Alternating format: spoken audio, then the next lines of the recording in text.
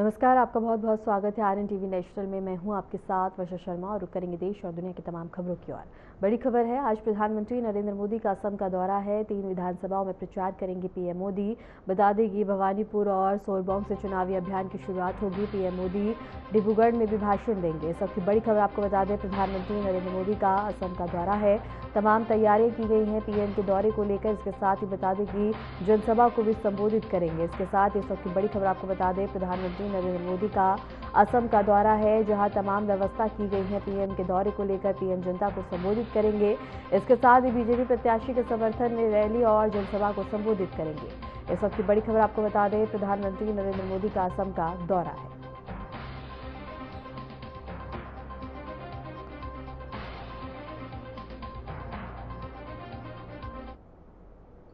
तो वहीं प्रधानमंत्री नरेंद्र मोदी ने कूच बिहार को लेकर बता दें कि भव्य रोड शो किया। इस अवसर पर उन्होंने जनता से सीधे संवाद किया और क्षेत्र के विकास और विभिन्न सरकारी योजनाओं के लाभ के बारे में लोगों को जानकारी दी।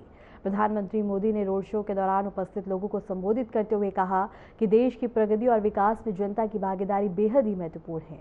उन्होंने कहा कि उनके लिए जनसंपर्क और आम जनता के साथ संवाद प्राथमिकता का विषय है। इस रोड शो में भारी संख्या में लोग उपस्थित रहे और प्रधानमंत्री के स्वागत में उत्साहपूर्वक शामिल हुए। पुलिस और स्थानीय प्रशासन ने सुरक्षा के व्यापक इंतजाम किए हैं।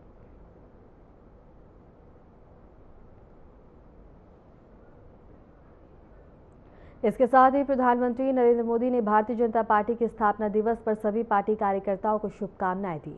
प्रधानमंत्री ने अपने संदेश में कहा कि बीजेपी हमेशा इंडिया फर्स्ट के सिद्धांत से प्रेरित रही है और समाज की सेवा करने में सबसे आगे रही है। पीएम मोदी ने कहा कि पार्टी के कार्यकर्ता अपनी निस्वार्थ सेवा के लिए जाने जाते हैं और बीजेपी हमेशा लोगों के कल्याण को अपने दृष्टिकोण के केंद्र में रखती है। उन्होंने यह भी कहा कि बीजेपी विकसित भारत और के निर्माण के लिए प्रतिबद्ध है और भारत को प्रगति में और समृद्धि की नई ऊंचाइयों पर ले जाने का लक्ष्य रखती है। प्रधानमंत्री ने सभी कार्यकर्ताओं को देश की सेवा में निरंतर योगदान देने के लिए प्रेरित किया है।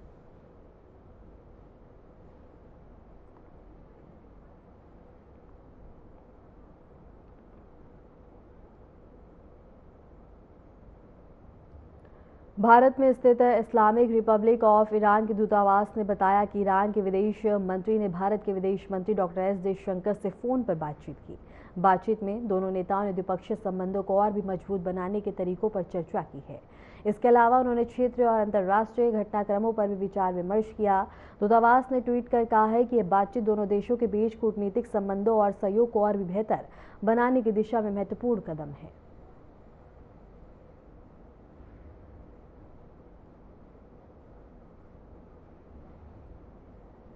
उत्तर प्रदेश के मुख्यमंत्री योगी आदित्यनाथ गोरखपुर में रामलीला मैदान में भारतीय जनता पार्टी के स्थापना दिवस के विशेष कार्यक्रम में शामिल हुए। इस अवसर पर पार्टी कार्यकर्ता, स्थानीय नेता और आम जनता भी उपस्थित रहे हैं। कार्यक्रम में सीएम योगी आदित्यनाथ बीजेपी के इतिहास, पार्टी की उपलब्धि और जनता के कल्याण के लिए किए गए प्रयासों पर प्रकाश डाला।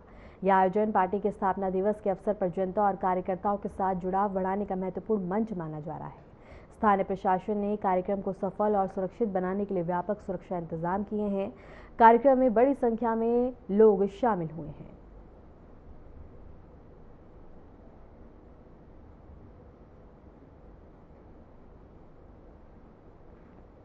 और उत्तर प्रदेश के मुख्यमंत्री योगी आदित्यनाथ गोरखपुर के रामलीला मैदान में भारतीय जनता पार्टी के स्थापना दिवस के विशेष कार्यक्रम में शामिल हुए। इस अवसर पर पार्टी कार्यकर्ता, स्थानीय नेता, आम जनता भी उपस्थित है। कार्यक्रम में सीएम योगी आदित्यनाथ बीजेपी के इतिहास, पार्टी की उपलब्धता और इसके साथ ही जनता के कल्याण पर प्रकाश डाला। और ये सीधा तस्वीरें हम आपको गोरखपुर से दिखा रहे हैं, जहां सीएम योगी आदित्यनाथ ध्वजारोहण करते हुए नजर आ रहे हैं। उनके साथ स्थानीय नेता और अन्य लोग भी यहां पे मौजूद हैं। बीजेपी के स्थापना दिवस के अवसर पर गोरखपुर में कार्यक्रम का आयोजन किया गया है। ये सीधा तस्वीरें हम आपको गोरखपुर से इस वक्त दिखा रहे हैं, जहां आप देख सकते हैं कि सीएम योगी आदित्यनाथ ध्वजारोहण करते हुए नजर आए और यहाँ प्रशासन ने तमाम व्यवस्था की है कार्यक्रम को लेकर। और ये सीधा तस्वीरें हम आपको गोरखपुर से दिखा रहे हैं, जहाँ बीजेपी के स्थापना दिवस के अवसर पर कार्यक्रम का आयोजन किया है, जहाँ सीएम योगी आदित्यनाथ इस वक्त मौजूद हैं। और इसके साथ ही इस कार्यक्रम में सीएम योगी आदित्यनाथ ने ध्वजारोहण किया है और यहाँ वरिष्ठ नेता के साथ साथ अन्य लोग भी मौजूद हैं। तो वहीं उत्तर प्रदेश के मुख्यमंत्री योगी आदित्यनाथ ने आज गोरखपुर में आयोजित जनता दर्शन कार्यक्रम में उपस्थित बच्चों को चॉकलेट बांटकर उनका उत्साह बढ़ाया। कार्यक्रम में मुख्यमंत्री ने आम लोगों से सीधे संवाद किया और उनकी समस्याओं को सुना है। उन्होंने कहा कि जनता दर्शन का उद्देश्य लोगों की समस्याओं को सुनना और उनका समाधान करना है। बच्चों के साथ इस तरह का सौहार्दपूर्ण संवाद कार्यक्रम में उपस्थित लोगों के लिए भी आनंद का पल रहा। इस अवसर पर सरकारी अधिकारियों और स्थानीय प्रतिनिधियों ने भी कार्यक्रम में भाग लिया। मुख्यमंत्री ने कहा कि जनसंपर्क और लोगों के साथ संवाद से ही शासन अधिक प्रभावी और पारदर्शी बनता है।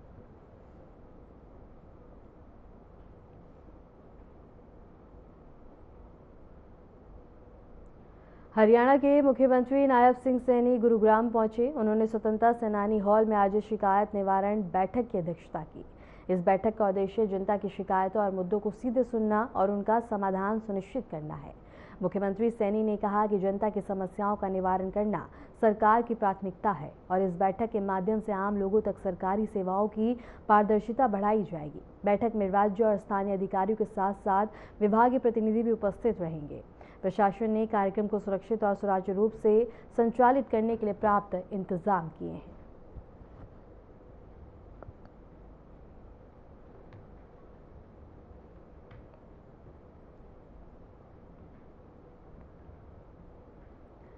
हरियाणा के मुख्यमंत्री नायब सिंह सैनी ने बता दी कि महज कई महत्वपूर्ण परियोजनाओं का उद्घाटन और शिलान्यास किया। इस अवसर पर उन्होंने कहा कि उनकी सरकार बिना भेदभाव हरियाणा के हर क्षेत्र में काम करने का प्रयास कर रही है। मुख्यमंत्री ने बताया कि सरकार ने 217 संकल्प लिए थे, जिसमें से अब तक 60 संकल्प पूरे किए जा चुके हैं। उन्होंने कहा कि पहले कई किडनी मरीज आर्थिक तंगी के कारण इलाज नहीं करवा पाते थे, लेकिन अब सरकार की पहल से उन्हें मुफ्त डायलिसिस सुविधा मिल रही है। सैनी ने यह भी बताया कि महिलाओं को 500 रुपए का गैस सिलेंडर दिया जा रहा है और अतिरिक्त राशि सीधे उनके खातों में जमा कराई जा रही है। उन्होंने कहा कि यह सरकार जनता के बीच विश्वास और पारदर्शिता के साथ कार्य कर रही है। कार्यक्रम में स्थानीय अधिकारी, गणमान्य व्यक्ति और आम जनता भी उपस्थित रही। की लागत से स्कूलों के भवनों का निर्माण कराने का काम ये हमारी सरकार ने किया है। साथियों, मोखरा में हमने जो माइनर है, सब माइनर है, उसकी मरम्मत के लिए 13 करोड़ 65 लाख रुपए खर्च किया है। महाग्राम योजना में, गांव निदाना में जल आपूर्ति योजना संवर्धन का काम 12 करोड़ 69 लाख रुपए की लागत से किया गया है और इसी गांव में सीवरेज ट्रीटमेंट प्लांट पर 2.5 करोड़ 18 लाख रुपए की लागत से वो जारी किए गए हैं। साथियों, गांव निदाना में विकास कार्यों पर हमने 19 करोड़ 51 लाख रुपए की राशि वो खर्च की है और इसके अलावा 2 करोड़ 45 लाख रुपए की लागत से 33 केवी सब स्टेशन निदाना का निर्माण वो किया गया है। साथियों, हमने बिना भेदभाव के हरियाणा प्रदेश में ये काम, विकास के कार्य करने का निरंतर हमारी सरकार काम कर रही है। साथियों, मैं आप लोगों को बताना चाहूंगा, जिसका मैं जिक्र कर रहा था कि हमने 217 संकल्प लिए थे और उन 217 में से साथियों 60 पूरे किए हैं। मैंने सबसे पहले कहा था कि 25,000 युवाओं को, जिनको कांग्रेस ने उनको रोक दिया था, रोक लगा दी थी, परंतु मैं ये बताना चाहता हूं, हमने कहा था 8 तारीख के बाद जब रिजल्ट आएगा, साथियों मैं सबसे पहले युवाओं को ज्वाइनिंग लेटर दूंगा, बाद में मैं शपथ लूंगा। साथियों, उस बात को पूरा करने का काम ये हमारी सरकार ने किया है। साथियों, मैंने ये भी कहा था कि जो किडनी के पेशेंट हैं उनको डायलिसिस कराने में बहुत भारी भरकम खर्चा लगता था। कई बार पैसे के अभाव में वो अपना इलाज नहीं करा पाता था। हमने ये संकल्प पत्र में कहा था 8 तारीख के बाद हमारी सरकार बनेगी, हम डायलिसिस के जो पेशेंट हैं, जो डायलिसिस कराता है, उसका फ्री में इलाज करेंगे। साथियों, हमने उसको भी लागू कर दिया है।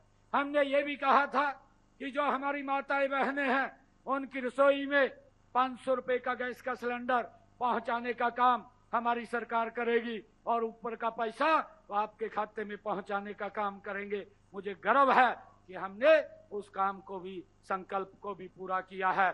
आज बहनों की, जिन बहनों की इनकम पारिवारिक आय 1,80,000 रुपए से कम है, उनकी रसोई में 500 रुपए का गैस का सिलेंडर पहुंचाने का काम हमारी सरकार कर रही है। 248 करोड़ रुपया साथियों हमने वहां बहनों के खाते में पहुंचाने का काम किया है। और इसके साथ मैं बताना चाहूंगा, ये हरियाणा प्रदेश ये कृषि प्रधान प्रदेश है। साथियों, मैंने कहा था कि हमारी सरकार अपने किसान की फसल एमएसपी पर खरीदने का काम करेगी। आज हमने उसको भी लागू कर दिया है। आज हरियाणा के किसान की 24 फसलें एमएसपी पर खरीदने का काम हरियाणा सरकार कर रही है। देश का पहला राज्य है जो अपने किसान की पूरी फसल एमएसपी पर खरीदने की काम कर रहा है।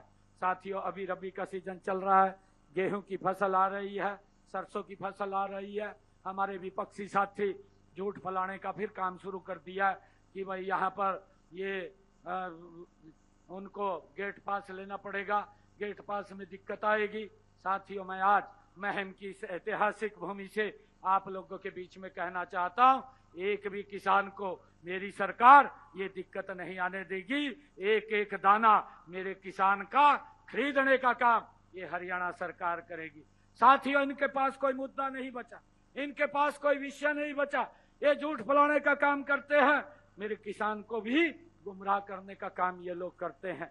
साथियों, हमने ड्यूटी लगाई हुई है क्योंकि पिछले धान के फसल में जो गड़बड़े हुई है उस गड़बड़े को हमने ध्यान में रखा है। मेरी जिम्मेवारी है कि मेरे किसान का एक एक दाना हरियाणा सरकार खरीदे, उसके लिए हमने व्यवस्थाएं की हैं।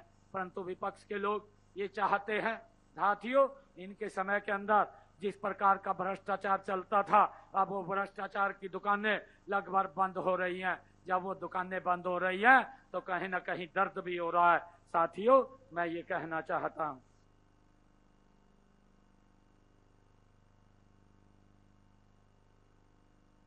भोपाल में मध्य प्रदेश के मुख्यमंत्री मोहन यादव ने राज्य में आगामी गेहूं खरीदी क्षेत्र को लेकर अहम बैठक की।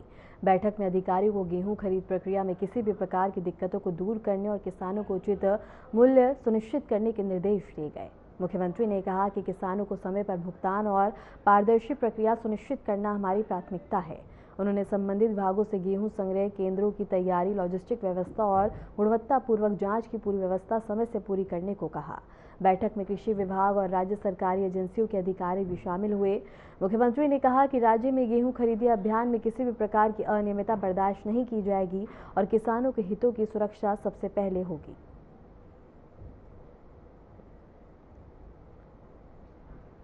और मध्य प्रदेश के मुख्यमंत्री डॉक्टर मोहन यादव ने राज्य में आगामी गेहूं खरीद क्षेत्र को लेकर अहम बैठक की। बैठक में अधिकारियों को गेहूं खरीद प्रक्रिया में किसी भी प्रकार की दिक्कतों को दूर करने और किसानों को उचित मूल्य सुनिश्चित करने के निर्देश दिए गए। मुख्यमंत्री ने कहा कि किसानों को समय पर भुगतान और पारदर्शी प्रक्रिया सुनिश्चित करना हमारी प्राथमिकता है। उन्होंने संबंधित विभागों से गेहूं संग्रह केंद्रों की तैयारी, लॉजिस्टिक व्यवस्था और गुणवत्तापूर्वक जांच की पूरी व्यवस्था समय से पूरी करने को कहा। बैठक में कृषि विभाग और राज्य सरकारी एजेंसियों के अधिकारी भी शामिल हुए। मुख्यमंत्री ने कहा कि राज्य में गेहूं खरीद अभियान में किसी भी प्रकार की अनियमितता बर्दाश्त नहीं की जाएगी और किसानों के हितों की रक्षा सर्वोच्च प्राथमिकता होगी।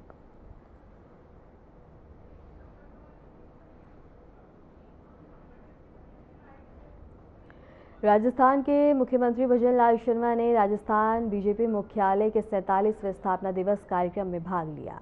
इस अवसर पर मुख्यमंत्री ने पार्टी कार्यकर्ताओं और नेताओं को संबोधित किया। भजन लाल शर्मा ने कहा, हमारा उद्देश्य बाद में नहीं बल्कि जनता के बीच में जाकर उनके संवेदनाओं को समझना और काम करना है। हमारी पार्टी को बता दें कि पूरी ताकत के साथ जनता के बीच रहकर सेवा करनी है। मुख्यमंत्री ने पार्टी कार्यकर्ताओं को प्रेरित करते हुए कहा कि जनता के साथ जुड़े रहने और उनके हितों के लिए समर्पित कार्य करना ही सच्ची राजनीति है।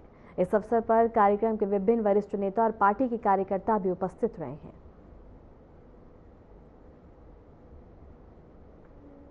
और जयपुर से ये खबर हम आपको बता रहे हैं, जहां राजस्थान के मुख्यमंत्री भजन लाल शर्मा ने राजस्थान बीजेपी मुख्यालय के 47वें स्थापना दिवस कार्यक्रम में भाग लिया।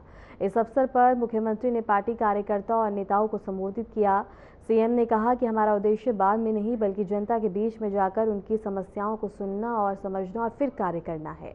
हमारी पार्टी पूरी ताकत के साथ जनता के बीच रहकर सेवा करनी है। मुख्यमंत्री ने पार्टी कार्यकर्ताओं को प्रेरित करते हुए कहा कि जनता के साथ जुड़े रहना और उनके हितों के लिए समर्पित करना कार्य करने की सच्ची राजनीति है। इस अवसर पर कार्यक्रम में विभिन्न वरिष्ठ नेता और पार्टी के कार्यकर्ता उपस्थित रहे।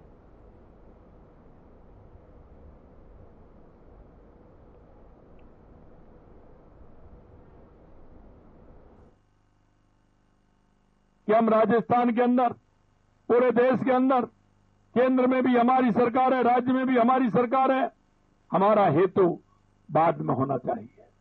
हमें जनता के बीच में जाकर के उनकी संवेदनाओं में बैठ करके उनके प्रति जो हमारा आत्मीय भाव है उससे हमें काम करना है और हमारी पार्टी को अजय बनाना है और पूरी ताकत के साथ जनता के बीच में रह करके हमें काम करना है।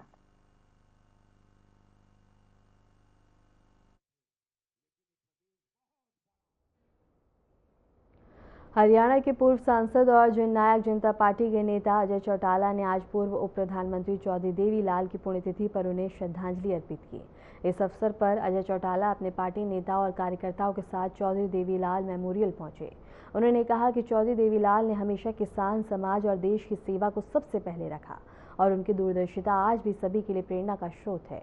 कार्यक्रम में पार्टी नेताओं और कार्यकर्ताओं ने फूल अर्पित कर और मौन रखकर अपने आदर्श नेता को याद किया। अजय चौटाला ने युवाओं से चौधरी देवीलाल के आदर्शों को अपनाने और सामाजिक सेवा में योगदान देने की अपील की।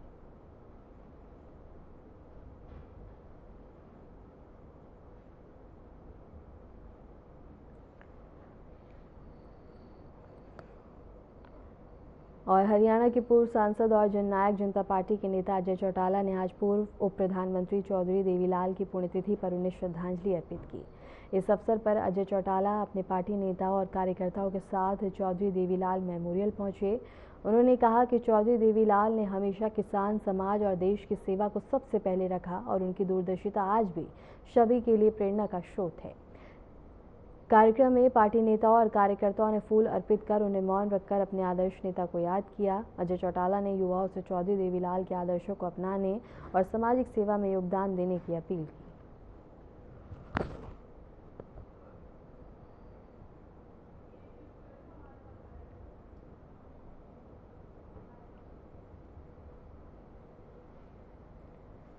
बिहार के नालंदा में नेशनल इन्वेस्टिगेशन एजेंसी ने प्रतिबंधित बोर के गोला बारूद और अवैध हथियार तस्करी के मामले में लगभग 10 अलग अलग स्थानों पर तलाशी अभियान शुरू किया।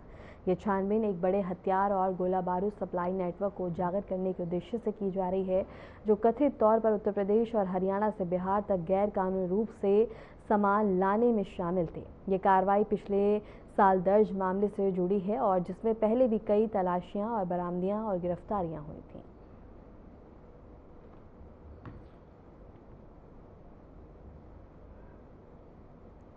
और बिहार के नालंदा में नेशनल इन्वेस्टिगेशन एजेंसी ने प्रतिबंधित बोर के गोला बारूद और अवैध हथियार तस्करी के मामले में लगभग 10 अलग अलग स्थानों पर तलाशी अभियान शुरू किया।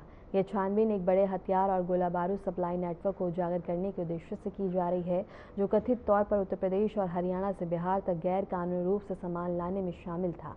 ये कार्रवाई पिछले साल दर्ज की गई थी, जिसमें पहले भी कई तलाशियां, गिरफ्तारियां, बरामदियां हुई हैं।